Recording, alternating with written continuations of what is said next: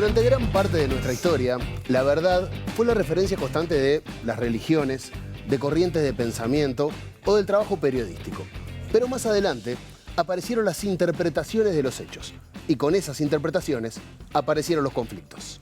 Cada día nos encerramos más en nuestra opinión, la que construimos en base a lo que vemos en los medios de comunicación y en las redes sociales.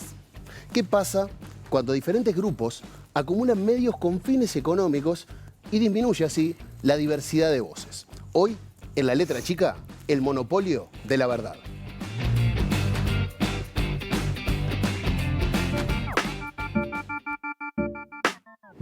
¿Por qué el mundo cambió tanto en un siglo? Es más, en los últimos 50 años es cuando cambió.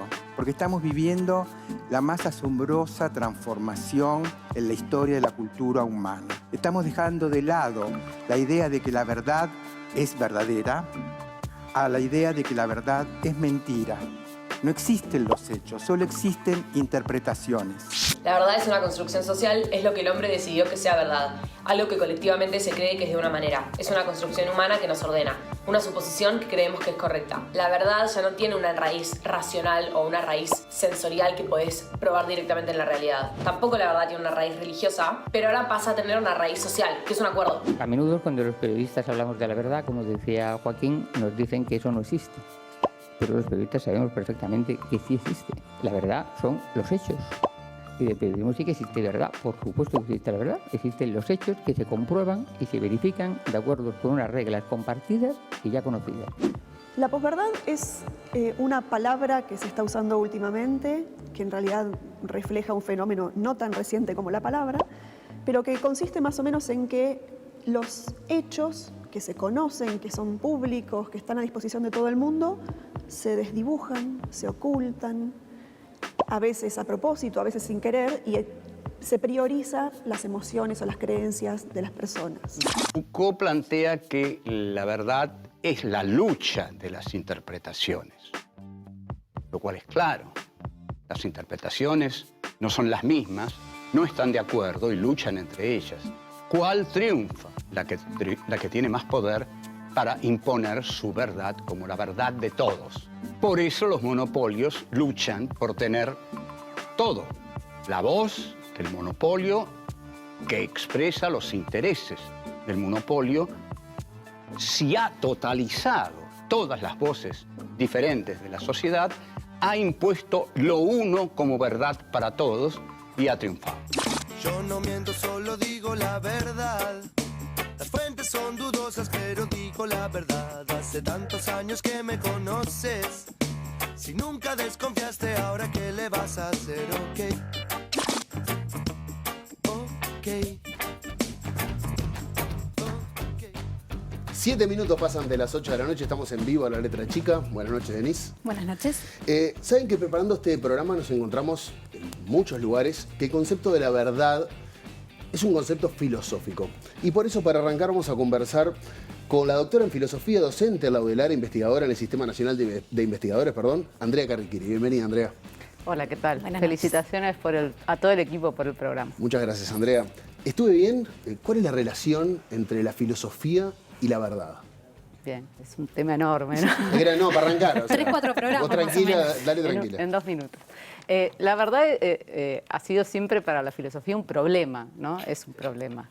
Ya desde hace un par de milenios largos, ¿no? Ya en Platón, si capaz que algunos recuerdan del liceo, digamos, había aquella distinción entre doxa y episteme, entre opinión por un lado y conocimiento por el otro, ¿no? Englobándolo en el problema más general del conocimiento, cómo conocemos, qué conocemos, si conocemos, ¿no? Y entonces estaba como esta división tajante entre opinión por un lado y conocimiento por el otro. Pero mismo en Platón, que es un tipo muy contradictorio, tiene también, ricamente contradictorio, tiene también una noción que es doxa aletes, que es una opinión verdadera, ¿no? Entonces ya ahí está planteado como algo que hace ruido, ¿no? Porque está por un lado la opinión, ¿no? La mera opinión. Por otro lado está el conocimiento, ¿no? Que nos acerca de alguna manera, mutatis mutandis, a la verdad. pero también allí aparece un elemento relacionado con la opinión, cosa que nos suena muy actual, lo veíamos un poco en el tape recién, y esta opinión verdadera, que es una cosa como intermedia y un poco inasible, ¿no? Entonces, hay como elementos problemáticos. La buena noticia, digamos, es que es un problema de muy larga data, ¿no? Que en filosofía estamos un poco acostumbrados a lidiar con esa incertidumbre y con esa tensión, ¿no? Entre no saber y, de todas maneras, querer saber, ¿no? Que también creo que se da un poco en otros oficios, como en el periodismo, ¿no? Esa cosa del pasar del no saber, bueno, pero igual querer saber. Y saber que del todo capaz que no logramos un conocimiento absoluto y total, pero bueno, de alguna manera seguir como con esa pulsión, esa tensión, ¿no? En la Edad Media la Iglesia tenía muchísimo poder y la verdad no era un problema porque en gran parte ese poder generaba cuál era la verdad y la existencia de Dios explicaba prácticamente todo. ¿Cómo es en esta época en que esos poderes están un poco más divididos? Sí, en la Edad Media y en sociedades... La Edad Media, bueno, es un poco más heterogénea de lo que en general creemos, pero en sociedades tradicionales en general y en comportamientos tradicionales que subsisten hasta hoy en día, hay lo que podemos llamar una relación tradicional con las tradiciones, que busca mantener a ciertas tradiciones como congeladas, ¿no? Como de alguna manera conservarlas y asirse a ellas, ¿no? Son comportamientos que vemos hasta ahora y en todos también, en mayor o menor grado, ¿no? Pero también hay otra posibilidad, que es tener una relación no tradicional con las tradiciones, una relación crítica, reflexiva. Por decir un ejemplo más concreto, ¿no? Cuando vemos a las pastoras metodistas en la marcha del 8M, que salen casi todos los años, este año no sé si salieron, pero habían puesto en la iglesia unos carteles con leyendas, ellas, se podría decir que las metodistas en general tienen una relación reflexiva, crítica con sus propias tradiciones, con sus propias creencias y su fe, ¿no? Las revisan y hacen una reinterpretación nada menos que del texto bíblico, ¿no? Digamos. Entonces siempre está esa posibilidad, ¿no? Por momentos históricos se coagulan más, se congelan más algunos elementos y tradiciones y las religiones un poco tienden a eso, pero también siempre está esa posibilidad reflexiva, ¿no? De revisar y, bueno, eventualmente cambiar elementos de las propias tradiciones, ¿no? Ahora, por lo que yo veo en esa época, por lo menos, estaba bastante digerida la cosa. Había un texto, el texto bíblico, que más o menos explicaba todo.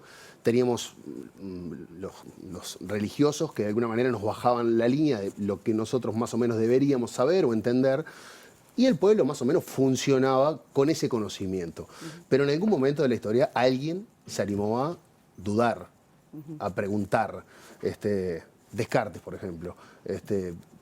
¿Qué pasó cuando empezaron a aparecer esas dudas? Porque hoy hablamos de que cuando empiezan las interpretaciones de los hechos, empezaron los conflictos. Porque estábamos todos tranquilos, con una verdad que más o menos la llevábamos, pero empezaron a dudar, empezamos a dudar, ¿y qué pasó ahí?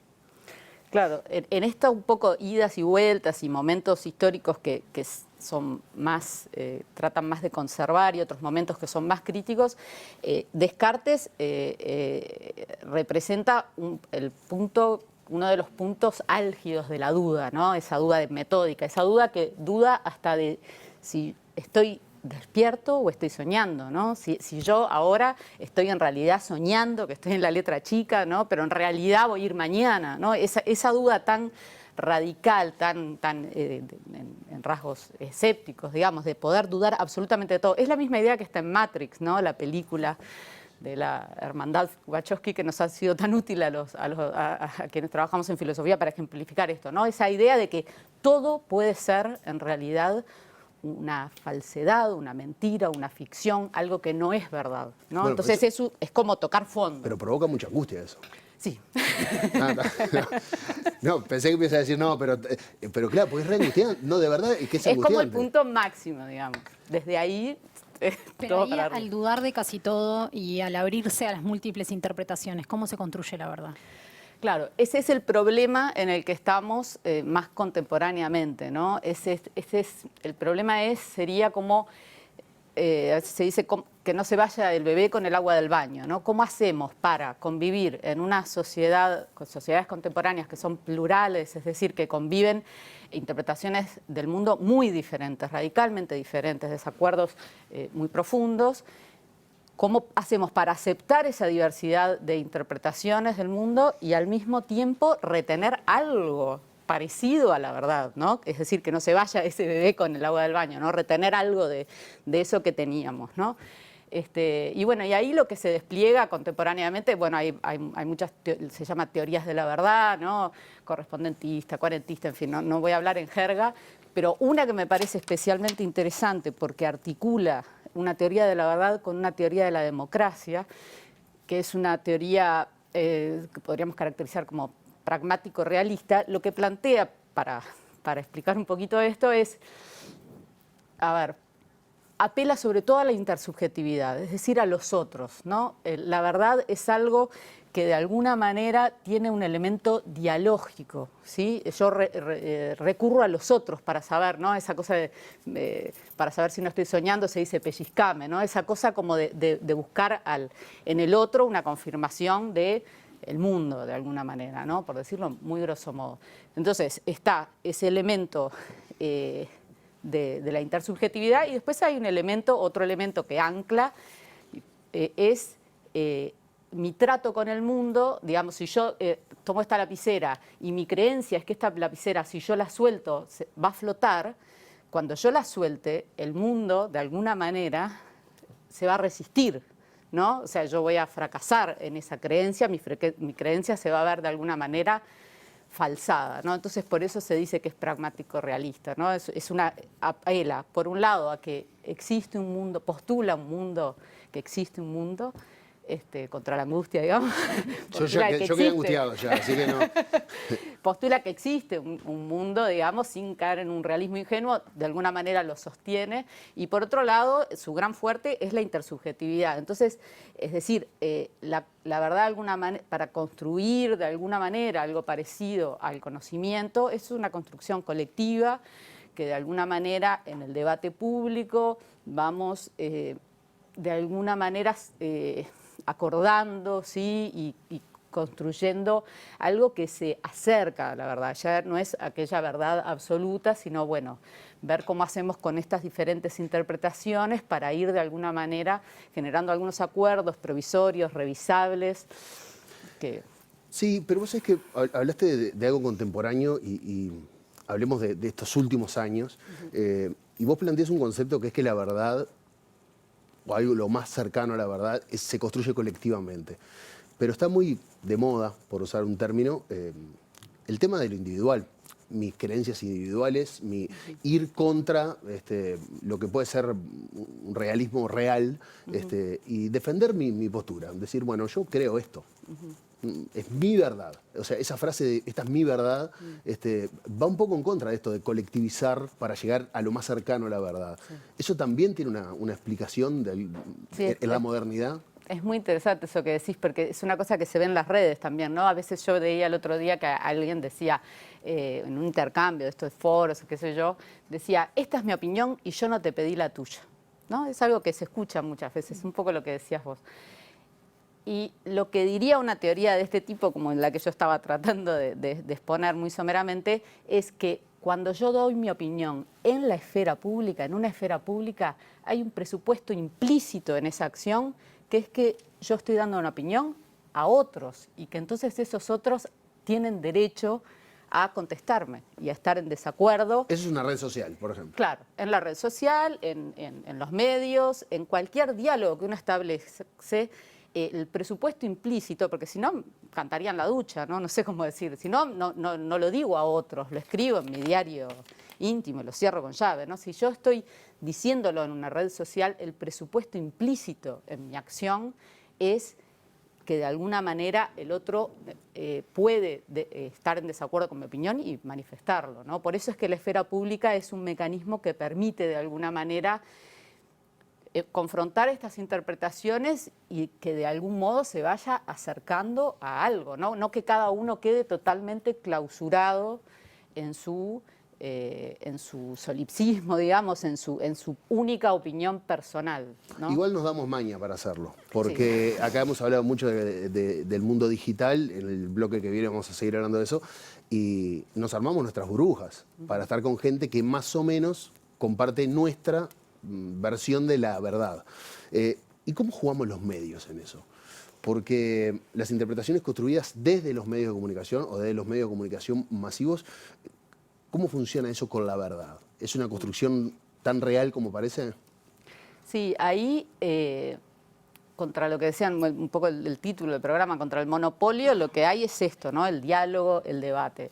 Y contra la prensa independiente, no los grandes medios, pero la prensa independiente, sea en medios públicos, sean periodistas independientes que trabajan en medios más masivos, sean medios cooperativos, lo que sea, es el gran pincha burbujas, digamos, ¿no? Porque de alguna manera establece como vasos comunicantes, ¿no? Uno no puede impunemente decir cualquier cosa porque de alguna manera, digo, puedes muchas veces, pero de alguna manera está expuesto a que se le responda, ¿no? A que alguien de otro programa ponga un tape de eso y diga, bueno, pero esto que dijo acá en realidad no es cierto, tenemos estos datos, tenemos este archivo, ¿no? Entonces, de alguna manera la prensa independiente atenta contra, siempre se genera como una desafinación, digamos, como que es difícil, se pone mucho dinero en mantener ciertos monopolios, digamos, pero también el rol de la prensa independiente es muy importante y es crucial en la esfera pública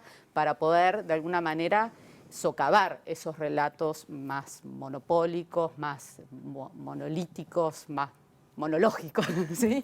Y de alguna manera hacer un debate público, un diálogo, distintas voces, cuanto más diversas, más rico va a ser el resultado al que vamos a llegar, digamos. Es un horizonte, ¿no? Esto no es un horizonte al que nos podemos acercar más o menos, digamos. Cuanto más nos alejemos del polo de que tres iluminados, digamos, decidan todo, más nos estaremos acercando a este polo de la democracia con una dimensión Veo que no te epistémica. copa mucho la Edad Media, entonces. Que yo No, era es muy medio fan interesante, de la... es un periodo muy interesante. Andrea Carriquiri, muchas gracias por Gracias a acompañarnos. ustedes. Pero Denise, estamos atentos, en el segundo bloque se viene Daniel Mazzone, vamos a estar hablando un poco de este mundo digital y de la verdad, pero estamos atentos a otra cosa también. Estamos esperando la conferencia de prensa de Luis Lacalle Pou para ver las medidas que va a tomar el gobierno en el marco de esta emergencia sanitaria. Hace unas horas nada más, el GACH desplegó una nueva batería de sugerencias. Están para ver en redes sociales, ya lo ha compartido en Informe Capital. Pero bueno, estamos esperando a ver cuántas de estas sugerencias del GACH son tenidas en cuenta en la conferencia de prensa de dentro de un rato y lo van a tener en vivo acá en La Letra Chica. Ya seguimos.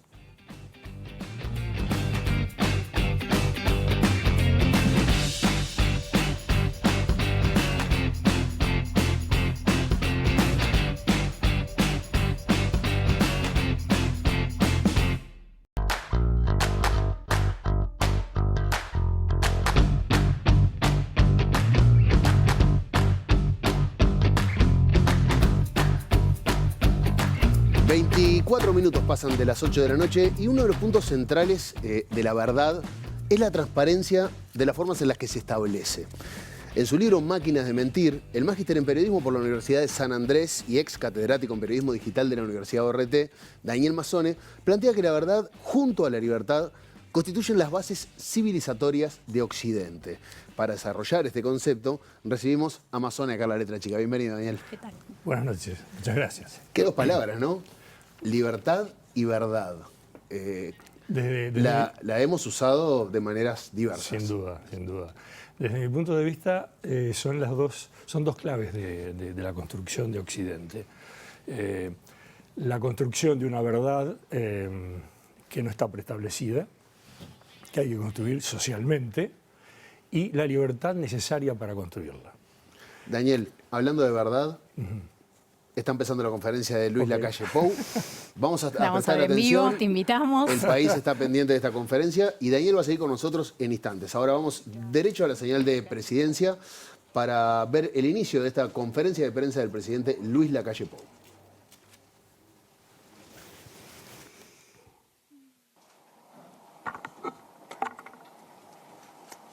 Buenas noches para todos.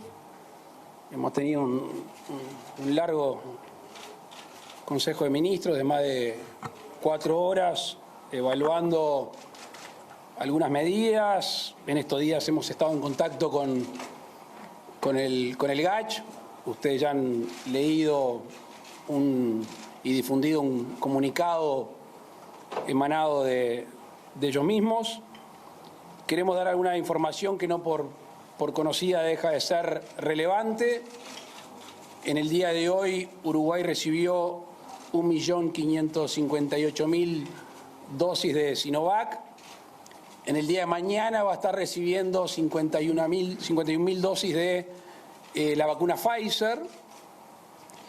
Estamos en proceso de terminar una compra de 1.250.000 vacunas más de Sinovac, que estimamos estarían llegando a Uruguay en el mes de mayo. Vamos a hacer todos los esfuerzos posibles para que lleguen en la primer quincena. También es de su conocimiento que el Poder Ejecutivo remitió al Parlamento un proyecto de ley que reanuda la limitación del derecho de reunión y prohíbe las aglomeraciones.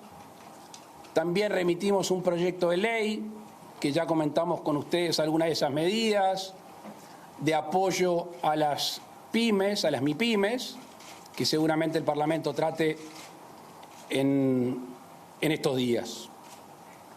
Sobre las medidas concretas, quizá las que más se ha hablado en estos días son las relativas a la educación, y a mí me gusta hacer memoria para marcar lo que ha sido la coherencia del gobierno en materia de la pandemia y el manejo de la misma.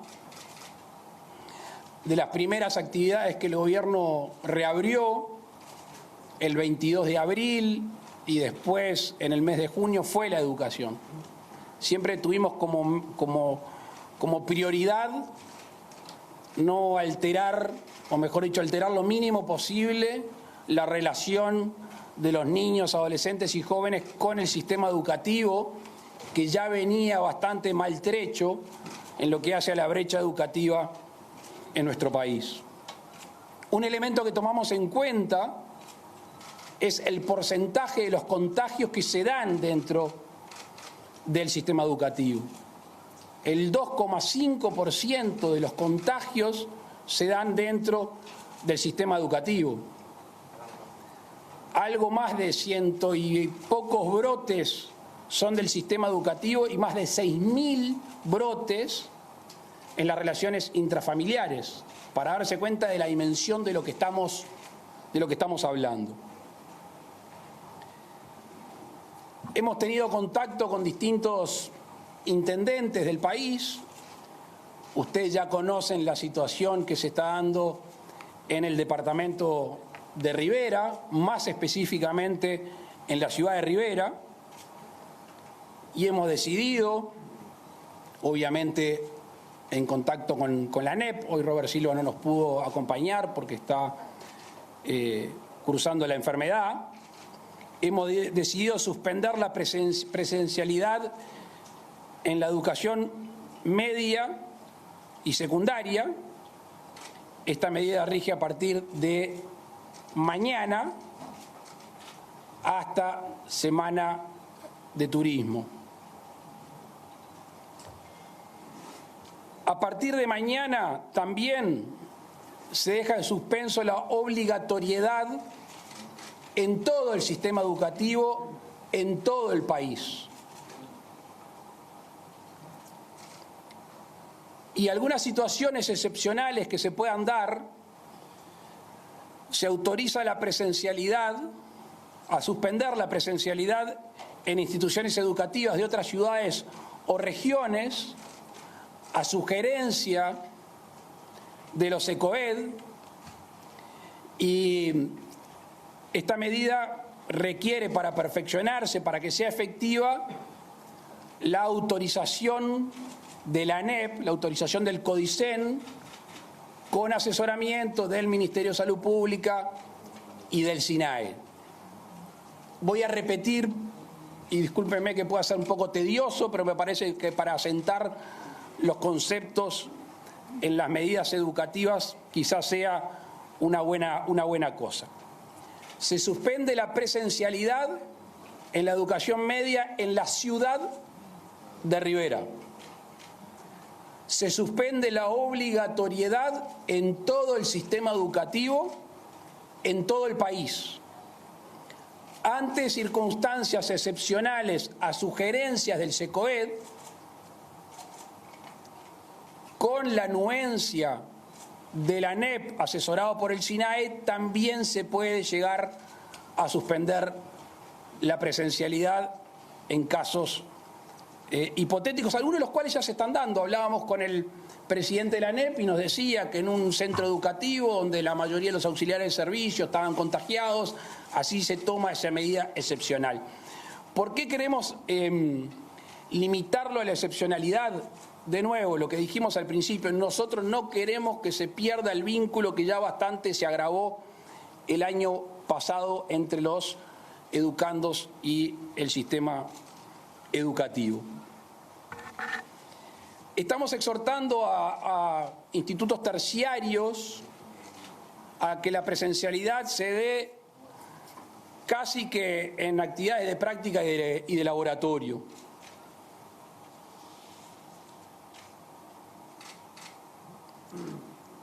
Una recomendación que hacía el GACH es continuar con el aforo en los medios de transporte interdepartamentales. A partir de mañana, el aforo interdepartamental es del 50%.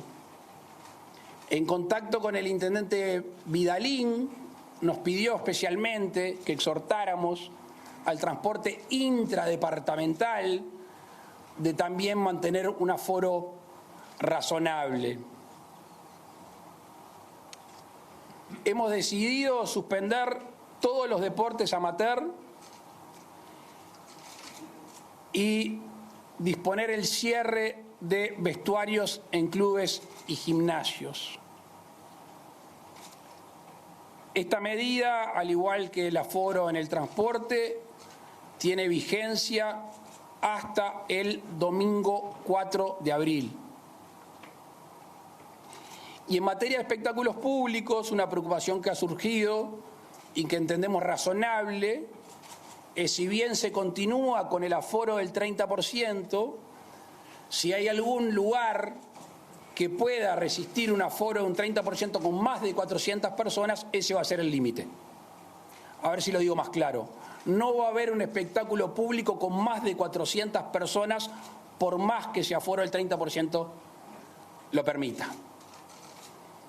Hasta allí las medidas puntuales y, como siempre, quedamos a las órdenes para responder preguntas. Muchas gracias. Les agradecemos a nuestros colegas identificarse con nombre y medio al cual representan y efectuar una pregunta por medio. Gracias. Muy bien, vamos a retomar con la letra chica. Vamos a repasar, si les parece, alguna de las medidas que tomó el gobierno. Se suspendió la presencialidad de la educación en el departamento de Rivera, en educación secundaria y en educación media. Se deja en suspenso la obligatoriedad en todo el país referida a la educación. Se exhorta a la educación terciaria a bajar la presencialidad y llevarla a cabo solamente en temas de laboratorio, como explicó el presidente. Se solicita un aforo del 50% a los ómnibus interdepartamentales. Y según explicaba, el intendente de Durazno le pidió que el intradepartamental se mantenga razonable, con un aforo razonable, no dijeron un porcentaje. Se suspenden los deportes amateur y se cierran nuevamente los vestuarios de clubes y gimnasios. Todas estas medidas son hasta el 4 de abril, hasta el domingo 4 de abril. Y con respecto a los espectáculos públicos, quizás fue una de las más llamativas, Denise, porque por más que el local permite un aforo de más de 400 personas, manteniendo el 30% como límite, no se va a hacer así. O sea, cualquier espectáculo público, sea el lugar que sea, el máximo va a ser de 400 personas. Vamos a preguntarle a Zaida Arteta qué piensa sobre todo esto. Vamos con Zaida Arteta, la secretaria y médica del Sindicato Médico del Uruguay. Zaida, ¿estás por ahí? Hola, ¿cómo están? Buenas noches, Zaida. Supongo que estuvieron prestando mucha atención. ¿Las medidas que anunció el presidente iban más o menos dentro de las expectativas que podía tener el sindicato médico? Bueno, el sindicato médico, primero para contextualizar, que me parece importante, nos reunimos el sábado de noche frente al aumento del número de casos que está habiendo en los últimos días, con las sociedades científicas, con la Sociedad de Medicina Intensiva, la Sociedad de Pediatría, la Sociedad de Medicina Familiar y Comunitaria y otras tantas, en el comité de emergencia que viene funcionando durante todo el año para evaluar la situación. En esa misma reunión surgió la necesidad de pedirle una reunión al ministro Salinas, que lo llamamos en ese momento y él nos dio la reunión para el lunes de mañana, el día de ayer, en la mañana, donde fuimos a plantearle esto, ¿no? Que de alguna manera el colectivo médico está muy preocupado por la situación en el norte del país, pero por la situación en todo el país, por los números que avanzan de esta manera, como todos lo vemos, eso no lo vamos a reiterar, y que necesitábamos acciones que bajaran drásticamente el número de casos nuevos a partir de ahora, porque como sabemos, estas personas que estamos diagnosticando ahora y que están ingresando al CTI son personas que adquirieron la infección hace 15 días. Entonces, tener de verdad un drástico descenso del número de los nuevos casos a partir de ahora es lo que va a determinar que en un tiempo razonable, una semana o dos, de verdad veamos un descenso. Para eso las acciones que nosotros no le propusimos acciones concretas.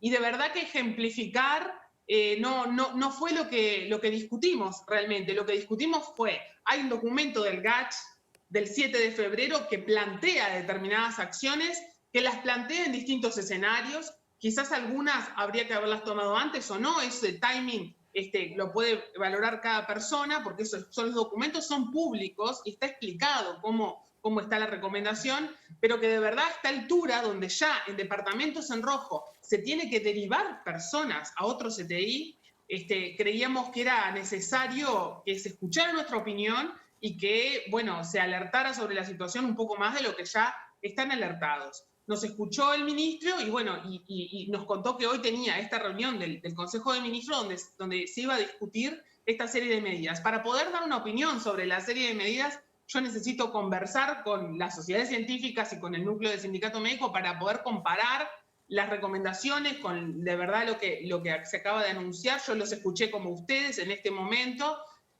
La única excelente noticia que escuché me parece que es que van a venir más cantidad de vacunas. Hay que apostar a la vacunación, eso no quería dejarlo pasar y decirlo porque de verdad me parece que es muy importante poder mejorar los tiempos de vacunación y poder vacunar a más cantidad de personas como está planteado por parte del Ministerio. Aumentar el número de vacunatorios y aumentar el número de personas es lo que nos va a mediano plazo sacar de este lugar. Después, con respecto a las medidas, nosotros estamos muy preocupados por los equipos de salud y realmente que tenemos que cuidar a los equipos de salud, a los médicos y a las médicas de la adquisición de COVID, porque como sabemos tienen un riesgo mucho mayor de adquirirlo, además del comunitario, ¿no? Zaida, en esa reunión parte de lo que ustedes planteaban a Salinas tenía que ver con la saturación del sistema de salud. ¿Estas medidas van en línea con reducir esa posible saturación del sistema de salud? Bueno, las medidas de evitar las aglomeraciones, el aforar los colectivos interdepartamentales y disminuir los de circulación intradepartamento, uno piensa que va a disminuir el contacto entre personas. Ahora, no sé, yo no soy experta en la movilidad dentro de una ciudad, pero evidentemente lo que es necesario en este momento, como decía, es una bajada drástica del número de los casos. De verdad, necesitamos que, como dice el documento del GACH que fue público hoy, no son cuestiones contrapuestas. La vacunación, la responsabilidad individual y lo que uno puede hacer en su núcleo pequeño, en sus lugares de trabajo, etcétera, y las medidas que tiene que tomarse a nivel gubernamental, cada uno en su rol, cada uno en su espacio y su capacidad de resolución. Me parece que quizás no sea suficiente, pero tendría que analizarlo con más profundidad. En realidad lo acabo de escuchar al lado de ustedes. Zaida, no se habló sobre las consultas presenciales en salud. Pero bueno, suponemos, al no haber un anuncio que diga lo contrario, que se va a seguir tratando de evitar esas consultas presenciales. También no se habló de las suspensiones o reprogramaciones de cirugías no urgentes o oncológicas, y no se habló del sistema de salud que no tiene que ver con el COVID. ¿Cómo toma la sociedad médica este atraso que vamos teniendo ya de un año de pacientes que deberían haber apostado a la presencialidad por controles, por operaciones que se deberían haber hecho antes? ¿Cómo evalúan esa parte del sindicato médico? La parte no COVID, digamos. La parte no COVID. Sí, entendí perfecto. El tema de la presencialidad y de todo lo otro que tiene que ver con la salud, que no tiene que ver directamente con COVID, es una gran preocupación. Justamente fue uno de los temas que discutimos el sábado por la tarde, y realmente estamos preocupados desde muchas disciplinas por esa situación, porque sabemos que impacta muy negativamente en la salud de las personas. En cuanto a la presencialidad, hubo que ir un poco para atrás al anuncio que había habido en febrero de recuperar la presencialidad, que está relacionado con el número de casos. O sea, para poder tener presencialidad y para poder dar respuesta a las cirugías no oncológicas y todas esas que ustedes nombran, que de verdad que son muy importantes también para la salud de la población, es necesario que baje el número de casos comunitarios. Está encadenado, porque las cirugías se suspenden como una medida de contingencia para tener camas en los sanatorios, hospitales y en los CTI. Entonces, está relacionado, ¿verdad? Es una medida de contingencia suspender las cirugías, y no queremos que suceda. Porque por muchos motivos no queremos que suceda, porque la calidad de la atención se ve horadada por esta situación. Entonces, no frenar el número de casos de forma rápida nos va a llevar a más tiempo en cirugías suspendidas y también a menos presencialidad. Y ya sabemos lo que pasa si hay menos presencialidad, ¿verdad? Entonces, porque están los números también de cosas que se han dejado de hacer. Nos preocupa muchísimo la situación, también por eso, no solamente por la saturación del sistema, sino por todo lo que está impactando en toda la población, no solamente en COVID, sino en todas las otras enfermedades o los controles en salud, donde se previenen enfermedades. Zaida Arteta, muchas gracias por el contacto desde el Sindicato Médico del Uruguay. Un placer. Gracias a ustedes. Bueno, Daniel, parece que no, pero también se estuvo hablando de libertad y de verdad. Sin ninguna duda. De nuestras libertades que se ven restringidas. Occidente recibió un sacudón con nuestras libertades individuales. Sin duda. Como hacía mucho tiempo que no sentíamos. Pero estábamos hablando cuando apareció la conferencia sobre por qué definen tanto a Occidente y a nuestro proceso civilizatorio esas dos palabras, verdad y libertad. Bueno, el libro Máquinas de Mentir, que se publicó a fines de 2018, lo abría con una frase que decía algo así como está en juego la credibilidad en nuestro milenario sistema de comunicación occidental. O sea que está en juego la credibilidad de los mensajes que intercambiamos. Y sigo sosteniendo que sigue estando en juego. O sea, nosotros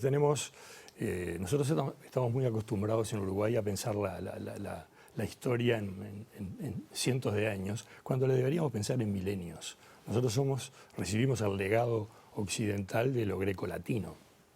Y es ahí donde se empieza a gestar este sistema de comunicación que hoy nos rige. Y básicamente, digamos que esas dos palabras abren en dos el campo. Por un lado, que es lo que yo más investigo y trato en ese libro, la cuestión de qué es lo que cambió para que estemos interpelando la verdad del modo que la estamos interpelando. O sea, la primera pregunta que se hace el libro es, ¿estamos ante un problema del orden de la verdad? Y la respuesta mía es que no. Porque investigando, uno advierte que ha habido dos grandes corrimientos en los últimos 20 años, por poner que hablando de historia es un suspiro. Es nada. Es un suspiro, sin ninguna duda. Lo que pasa es que el ciberespacio es muy reciente. El ciberespacio nace en 1969 con la comunicación entre dos computadoras en Estados Unidos. Y 20 años después, en 1991, Tim Berners-Lee da origen a la web. O sea que ahí tenemos los dos mojones que dan origen al ciberespacio. Y a partir del 90 vemos una serie de cambios muy vertiginosos que han terminado o que han permitido advertir, visto desde hoy, dos grandes corrimientos. El primero es el de todos nosotros, el de lo que antes denominábamos las audiencias. Las audiencias antes éramos receptores, o sea, medios que emitían mensajes de uno a muchos y que esos muchos recibían y tomaban sus decisiones en función de esos mensajes que se les enviaban. Pero eran audiencias. Esas audiencias, en los últimos 20 años, han ido progresivamente abandonando su lugar tradicional y transformándose en emisores de información, de opiniones, de juicios. Y eso ha devenido en el fenómeno de las redes sociales, que no entendemos. En algún momento lo pienso como una especie de borrachera de libertad. Tenemos tantas posibilidades que no sabemos qué hacer con ellas. Entonces insultamos, nos vamos de mambo, decimos cualquier cosa. No entendemos, todavía no terminamos de entender colectivamente que eso que nosotros emitimos hacia la red es la vida real. O sea, creemos que eso es virtual y vaya a saber dónde repercute. No, repercute realmente. O sea que ese es el primer gran corrimiento. Pero hay un segundo corrimiento todavía más importante que modifica la realidad humana, y sobre todo en Occidente, que es el corrimiento de los medios. Los medios dejaron de jugar el papel que jugaban. Y cuando decimos esto, ya estamos hablando de palabras mayores, porque estamos hablando de 300 años, por lo menos. El ecosistema mediático nace en la Revolución Industrial, nace junto con las ciudades modernas, nace junto con la industria, nace junto con la democracia. El libro siempre traigo a colación el libro de Montesquieu, del espíritu de las leyes, que es fundante, se publica en 1750. Y el primer diario, que aún vivo hoy, que es The Times, de Londres, nace en 1785. O sea que periodismo, democracia, industria y ciudades nacen todas juntas. Y todo eso está en crisis hoy. Todo está en crisis. Y en una crisis de resultados bastante inciertos. No sabemos qué es lo que viene en cada uno de esos puntos. Entonces, como producto de estos dos grandes corrimientos, hemos accedido a un escenario en el cual hay un aluvión de nuevos mensajes. O sea, la circulación de textos hoy tiene una escala desconocida en la historia. Entonces, los medios han perdido el papel referente, el papel moderador de la discusión pública. Cosa que hicieron durante 200 y pico de años, casi 300 años. O sea que los medios están desbordados. Hoy son un actor no protagónico, como fueron durante 250 años, sino un actor de reparto. Y eso es un grave problema para la sociedad, es un grave problema para la democracia. O sea que hoy estamos ante un panorama muy incierto que la verdad no sabemos cuál va a ser la solución. En tu libro planteas que hay algunos cambios en la comunicación y hablas particularmente de la comunicación política y de la publicidad engañosa. ¿Cómo se relacionan estos fenómenos con la verdad? Bueno, justamente como producto de esa inundación aluvional de mensajes, yo nunca estuve de acuerdo con el concepto de fake news y mucho menos con el concepto de posverdad. No los uso de ningún modo, le pongo comillas siempre. Porque me parece que no estamos ante un problema del orden de la verdad, sino de cambios profundos en el ecosistema. Pero esos cambios en el ecosistema generaron este aluvión en la circulación de textos Y en ese aluvión, en el cual comandan las plataformas, o sea, las plataformas han sustituido el papel rector que antes tenían los medios, y las plataformas son, por definición, irresponsables. Las plataformas hoy se rigen por un decreto que se llama Section 230, firmado por Clinton en 1996, cuando ni siquiera había noción o sea, claramente es obsoleto. De que venían las plataformas. Absolutamente.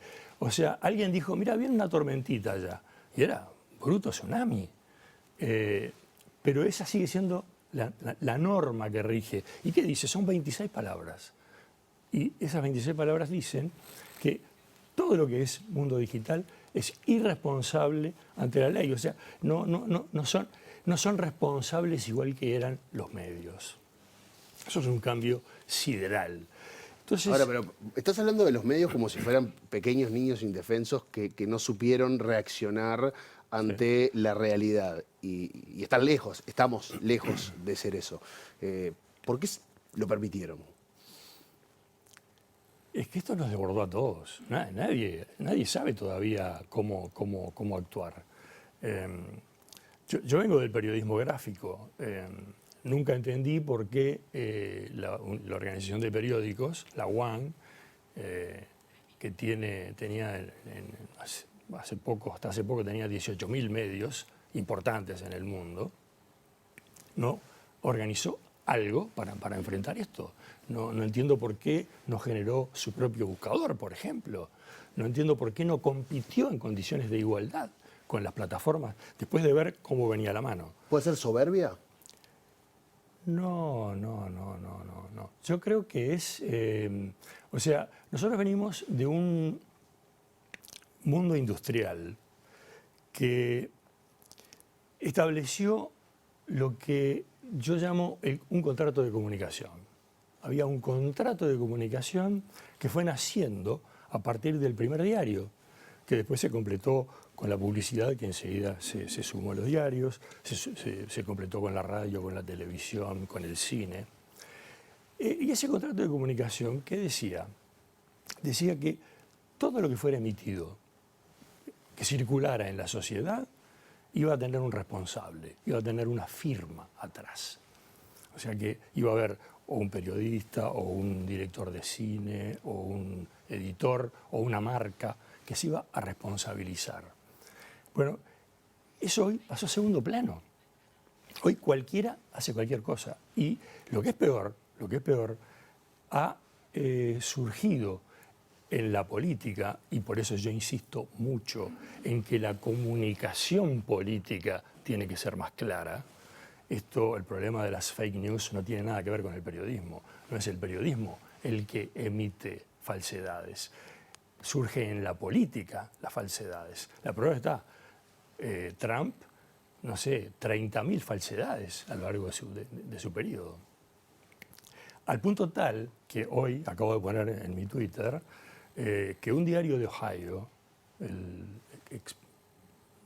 Displainer, no me acuerdo en este momento el nombre, decidió no cubrir la campaña de un político republicano porque miente igual que Trump.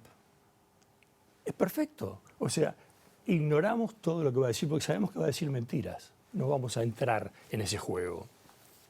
Yo en mi Twitter utilizo el hashtag periodismo para poner noticias periodísticas.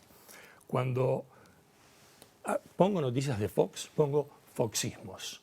Directamente, Fox no hace periodismo. O sea, hay que empezar a marcar límites. Daniel, bueno, da para hablar muchísimo porque, entre otras cosas, me gustaría preguntarte quién sería el responsable de marcar esos límites, pero queda para otra, Daniel. Todos nosotros. Bien, fue concreto entonces. Nosotros seguimos en minuto, nos queda un bloque más de La Letra Chica, ya venimos.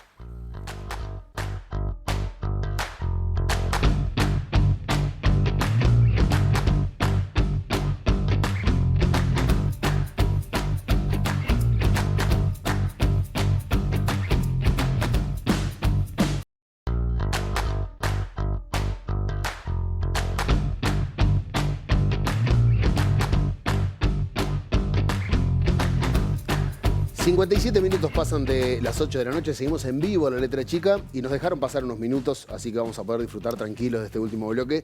En este tercer bloque de La Letra Chica recibimos a Gustavo Gómez, un conocido ya de la casa, experto en libertad de expresión y regulación de medios, telecomunicaciones e internet. Bienvenido, Gustavo. Muy bien, ¿Andás bien? Gracias por la invitación. Vi que estuviste atento al programa, también atento a la conferencia, que tiene mucho que ver con parte de lo que vamos a hablar en este programa, pero en el segundo programa de esta temporada de La Letra Chica analizamos el funcionamiento de las redes sociales y vimos cómo los algoritmos nos sugerían cosas, se anticipaban de alguna manera a lo que nosotros pretendíamos leer. ¿Cómo funciona la sugerencia de contenidos? Porque muchas veces, por lo menos para mí, es una sugerencia tan insistente que deja de ser una sugerencia. Sí, ese es uno de los fenómenos, pero además priorizan. O sea, nosotros tenemos la impresión de que accedemos a todo lo que hay en Internet, que la verdad que es inconmensurable, pero accedemos a toda esa información, opiniones, propuestas, ideas, a través de intermediarios que nos ofrecen plataformas para acceder. Es tan inhumano la cantidad de información que tenemos que buscar. ¿Y qué hacemos? Utilizamos una plataforma, un motor de búsqueda. Tenemos que comunicarnos, enterarnos de lo que se discute y tenemos una cuenta en alguna red social. Esas empresas no nos dejan acceder necesariamente a todo lo que hay y tenemos la sensación de que sí. Tal vez el caso más lógico sea el de los buscadores. Vos buscas una palabra, cualquier palabra, y te aparecen 12.454.000 resultados en no sé cuántas, quichicientas páginas. Miramos la primera página, la segunda con suerte. O sea, en 10 resultados de búsqueda, a vos te están diciendo una empresa qué es lo que hay de información sobre esa pregunta que hiciste.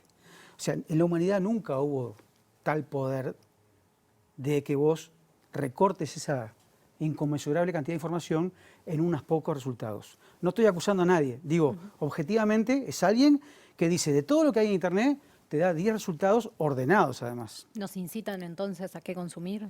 Bueno, entre otras cosas, parte del algoritmo, parte de la moderación es para que estemos más atentos, para que estemos más metidos en la red. Una de las funciones, una de las explicaciones de ese funcionamiento algorítmico es: quiero darte una buena experiencia para que estés más tiempo. Al estar más tiempo, los anunciantes van a ver eso, ¿no? Van a ver la posibilidad de, además de llegarte con publicidad dirigida. Ahora, desde el punto de vista de la verdad, el intercambio de ideas, la priorización que hacen estas empresas, a través de lo que vemos en el feed de Facebook o el timeline de Twitter o en los resultados de búsqueda de Google, están incidiendo en dónde vemos, qué vemos y cuántas voces hay. Y si alguien lo usa mal... ¿Es algo meramente económico?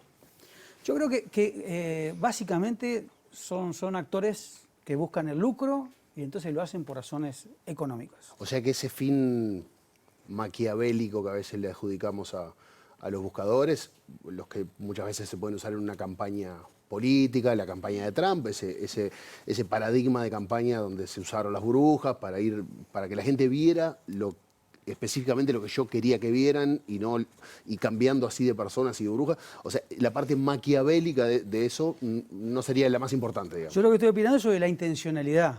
O sea, no me consta que Mark Zuckerberg tenga la intención de jugar a favor de tal o cual político. Salvo excepciones, ¿no? O sea, a veces cuando se priorizan determinadas cosas de los israelíes y no tanto de los palestinos, puede haber algún tipo de cuestión más política. Pero en general son las presiones que los mercados le pueden ocasionar a una empresa y entonces dice, si yo no le hago caso a este gobierno, si no tengo, no voy a entrar a ese mercado importante, sea China, Europa, Turquía, etcétera, no Uruguay, claramente. Pero digamos, el impacto es del mismo, ¿no? O sea, quiero decir, más allá de que no haya intención, la intervención que hacen las empresas estas en lo que vemos y lo que no vemos es sustancial. ¿Y cómo operan estos algoritmos en la construcción de la opinión pública, en el seteo de agenda? Bueno, como la idea es retenerte más tiempo en la red social para poder ser un mejor consumidor y ofrecerle ese servicio de lo que se llama la economía de atención al anunciante, te ofrecen las cosas que ellos interpretan que a vos te gustan. Por tanto, muy probablemente te den más de lo que te gusta. Si sos hincha de Peñarol, te van a dar más cosas de comentarios de Peñarol, porque estoy diciendo una... Sí, no se entiende. Pero también funciona en la política. Absurdo, de hecho. También funciona en la política. Nosotros obviamente que hacemos una selección de nuestros amigos, porque no seguimos las cuentas de todo el mundo. Pero si es por la sugerencia que nos dan, nos darían más de lo mismo. Pero o sea, eso no nos está ayudando para nada a acercarnos a una verdad. En Porque absoluto. en realidad nos están pasando la mano por el lomo de alguna manera. Diciendo, a ver, vos pensás así, te voy a mostrar todo lo que sea parecido a lo que vos pensás. Refuerza. O sea, no le echo la culpa a la plataforma refuerza eso, te lo multiplica. Nosotros nos encanta hablar con los convencidos, hacemos burbujas en la vida analógica, ¿no? Vamos a decirlo. Lo que pasa es que esta gente lo ha desarrollado a un nivel brutal, con psicólogos, con filósofos, o sea, con técnicos que utilizan esa vulnerabilidad para hacer plata, generando nuestra atención. Póngase un ejemplo.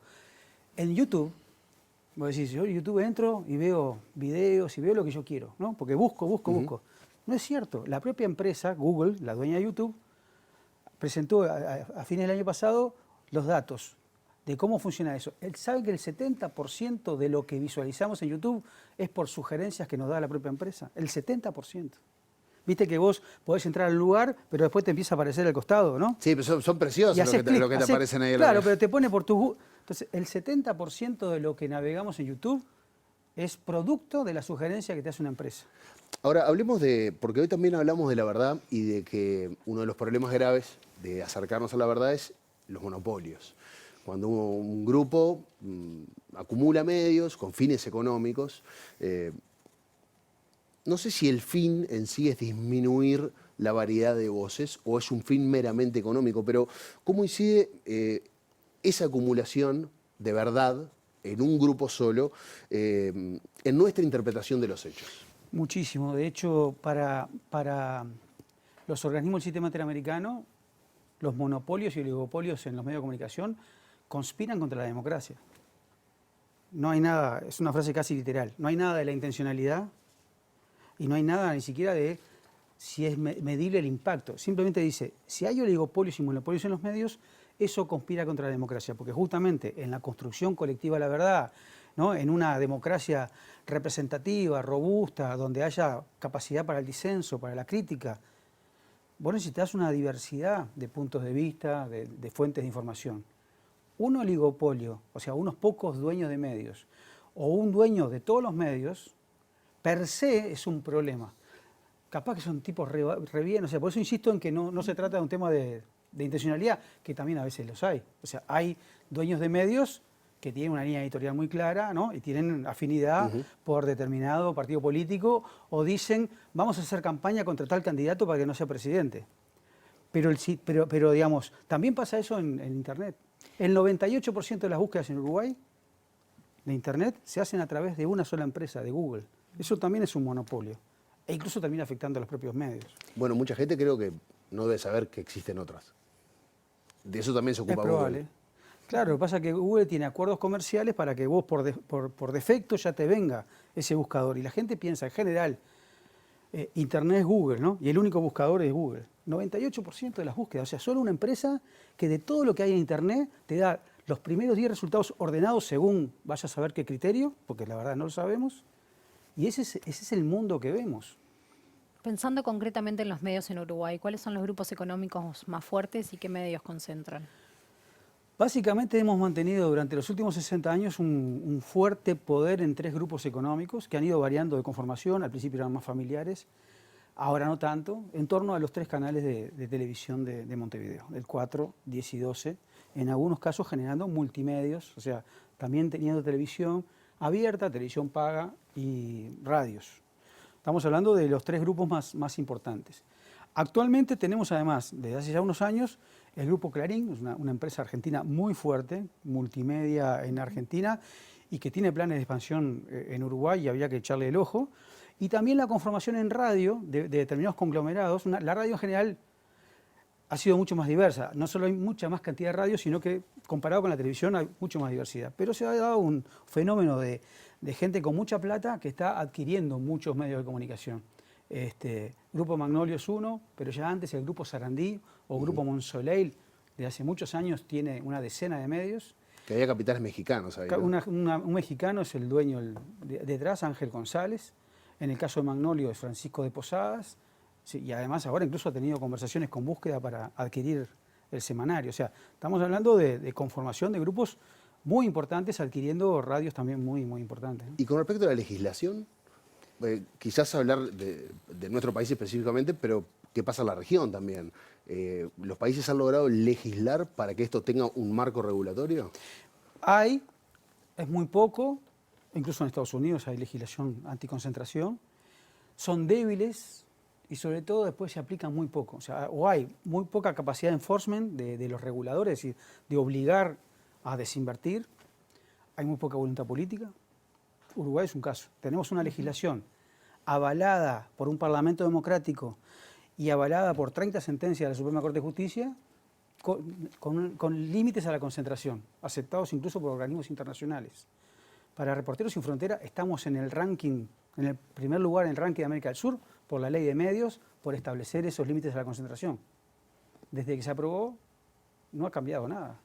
Y sigue habiendo grupos como estos que, en mi opinión, no cumplen con la legislación vigente. Antes de ir hacia el final, porque parece que estuviéramos hablando como de Montevideo. Y en el interior, porque en el interior quizás haya un canal y una FM por ciudad, o 2 FM y alguna M, o sea, son pocos medios, pero ¿se dan los casos de que una persona o un grupo concentre todos los medios en un departamento, por ejemplo? Sí, no, tenés razón. O sea, si miramos a nivel nacional, los grupos de Montevideo son dominantes respecto al resto y además generan prácticas bastante abusivas con los medios locales del interior. Por ejemplo, con la captación de publicidad oficial u otros, o para negociar la transmisión de las señales de televisión abierta o los partidos de fútbol. Pero dentro de los departamentos, aunque son empresas que capaz que, desde el punto de vista de la musculatura, son pymes, no son los grandes capitales, ni Clarín, ni ninguno de los de Montevideo, efectivamente tienen un nivel de concentración muy importante para ese mercado o para esa sociedad. Bueno, pero una campaña política en un departamento apoyada por todos los medios alineados también va a volcar la realidad. El riesgo, otra vez vuelvo a no intención ni resultados, pero de alguna manera hay departamentos como Durazno donde los 4 o 5 principales medios están en manos de una familia. Y así pasa en otros departamentos, no en todos, pero efectivamente. Claro, desde la economía capaz que no los medís porque no mueven la aguja, digamos, pero como decís vos, pero pueden torcer una elección, por ejemplo. En proceso electoral, eventualmente, no estoy acusando a esta gente, tienen el potencial, al concentrar tantos medios, de influir indebidamente, digamos. Por eso la legislación y las recomendaciones internacionales son, no me importa, no quiero ver las cartas, no quiero ver si realmente manipulan a la... Es preventivo. Si nadie debería tener tanta capacidad de control de los medios de comunicación por las dudas. Es como, ¿no? O sea, no quiero ver qué hacen. Ya desde antes debería haber diversidad y pluralismo en la propiedad de los medios. Hablabas de la no implementación completa de la ley de medios y la ley de servicios de difusión de contenido audiovisual también va a reingresar a la discusión parlamentaria para ver qué se cambia en la reglamentación, qué se pretende cambiar. Bueno, ya, si nos quedamos en este tema, claramente esto lo quiere cambiar mucho y peligrosamente a mi juicio. Vamos a analizar el proyecto de ley que ingresó. Ojalá yo creo que hay legisladores de la coalición que no van a acompañar. Ingresó por el Poder Ejecutivo. El Poder Ejecutivo, directamente el gobierno, en conversación con los empresarios de medios, lo han dicho públicamente, y está estudio en la Cámara de Diputados. En algunos sectores elimina siquiera los límites de concentración, por ejemplo en la televisión paga. Si se aprueba como está el proyecto, cualquier empresa, incluso extranjera, podría comprarse todos los medios de cable de televisión por abonado del país, porque no hay ni siquiera límites, como hoy que son 3 licencias. En televisión o radio comercial, en la televisión abierta, nosotros tenemos un límite hoy de 3 licencias para acumular por una persona, una empresa o un grupo económico. Lo quieren pasar a 8. Pero además eliminando la idea de grupo económico. Por lo que, si yo tengo 8 a mi nombre, cumpliría con la ley. Y compro 2 medios, pero te lo pongo a tu nombre. Yo controlo los 10, pero formalmente yo tengo 8, no incumplo la ley, y vos tenés 2. Pero funcionamos como un grupo, se llama grupo. Las decisiones las tomamos en conjunto, en 10 medios. Esos cambios en la legislación van a ser muy, muy fuertes. O sea, yo creo que vamos hacia un esquema de mayor concentración y yo creo que también de mayor extranjerización. O sea, me parece que la ley, tal como está permitiendo que, por ejemplo, grupos como Clarín, que ahí sí, ¿viste? Cuando me preguntaban lo de las plataformas, yo decía, no, actores políticos no. Clarín es un actor político. No solamente va a ser roncha, digamos, a los medios chicos y medianos, ¿no? E incluso hacerle competencia a los grandes campeones nacionales. Es un actor político muy importante y podría tener televisión, todas las que quiera, televisión paga todas las que quiera, va a poder tener licencia de internet y va a poder usar la infraestructura de Antel para competirle, porque tiene la posibilidad, si esta ley, como digo, que está en el Parlamento, se aprueba tal cual está. ¿Pensás que se va a aprobar así? Tengo la expectativa que no. Creo que hay legisladores de la coalición que están receptivos a hacer algunos ajustes en este tema, en el tema de reversión de derechos adquiridos, que también el proyecto de ley los afecta, de niños y adolescentes, de discapacitados, derechos de los periodistas. Y yo creo que hay todavía un margen para... No está aprobada, no hay que darla como aprobada. Tenemos una legislación vigente que se debería aplicar y deberíamos seguir exigiendo que se aplique y que la ORSEC controle a los grupos que son ilegales y me desmienta lo que yo digo a partir de evidencia, resultados. Y además hay que tratar de, por lo menos, que no sea una ley, que no salga una ley como la que llegó al Parlamento. Al menos un poco mejor. Gustavo Gómez, muchísimas gracias por acompañarnos. Denise, y ustedes, los invitamos a quedarse en TV Ciudad porque se viene sobre ciencia, vamos a estar hablando sobre ciencia y educación. ¿Y nosotros mañana de qué hablamos? Mañana vamos a hablar sobre la cultura, probablemente uno de los sectores más olvidados en el marco de esta pandemia. Nos vemos mañana.